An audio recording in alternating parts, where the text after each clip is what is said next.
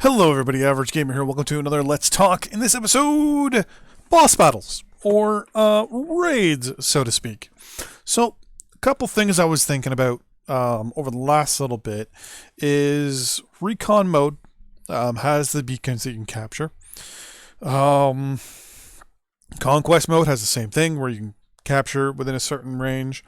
The game already has the ability where it can send mechs at you en masse and have them engage at proper ranges.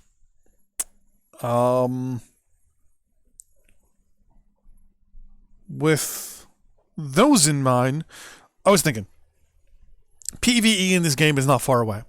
So if you put a, say, capture mode into the game, where in part 1 of the mode, everyone picks a mech.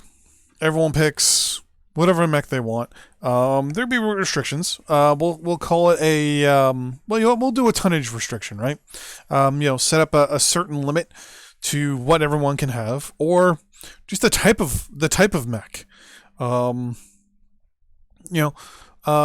Limit it to, say, a max of 2 for any mech. So maximum 2 assaults, 2 heavies, 2 mediums, and 2 mediums, 2... Oh, lights. Sorry, I forgot lights. So the max of anything you can have is 2. So you can't have 2 100-ton mechs. Or you can have 2 100-ton mechs, but that's it. But that would be the only limit. You can't have more than 2 of something.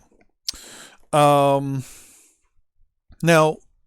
mind you, you would also turn around and say, well, you're kind of hamstringing a team right there, right? You're telling them what they can and can't take. There's another option, which is the game itself looks at the mechs you pick and looks at the tonnage that you're using, and the lower the amount of tons that you use, you get a multiplier for your bonus first. So that's an idea, but I digress. Back to the original idea. So we'll call them, I don't know, boss fights to nonetheless. So basically what happens is, on one of the maps, one of the quick play maps, or even, we'll say one of the quick play maps, what will happen is randomly beacons will position themselves all over the map. You have to go and capture said beacons. In association with capturing those beacons, what you have to do is also fight off mechs that are going to be automatically walking to those beacons as well. Depending on who's in the beacon, they capture. You have to capture at least 6 beacons. And it's going to be conquest style, so you have to capture at least 6 of them. There will only be 2 on the map at any given time, and you have to have 4 mechs yourself. Now, what'll happen is, the mechs themselves will be generic, right? It'll be a random mix of clan versus, it'll be, depending on what map it is, right? Clan mechs will be one, or even it'll look at what mechs you're using and it will pick the opposite of the majority. And it'll just spawn random mechs in random battle in random batches, but it'll kind of load them up in groups of at least of one or of a lance. So it'll have built-in scout lances, built-in brawling lances, built-in support lances, and they will just generically spawn in a location and move to their objective. And their objective will be to capture or to stop the capture of said capture point. Now, what happens is once you've captured 6, you then get the order to extract or defend. If you've ordered to extract, you have to get to location A, where a dropship will be waiting for you. But they increase the amount of bad guys that spawn. If you're ordered to defend, what will happen is a hero mech will spawn in. Now, this hero mech will be boosted up a little bit for its stats and stuff to make it just that much better.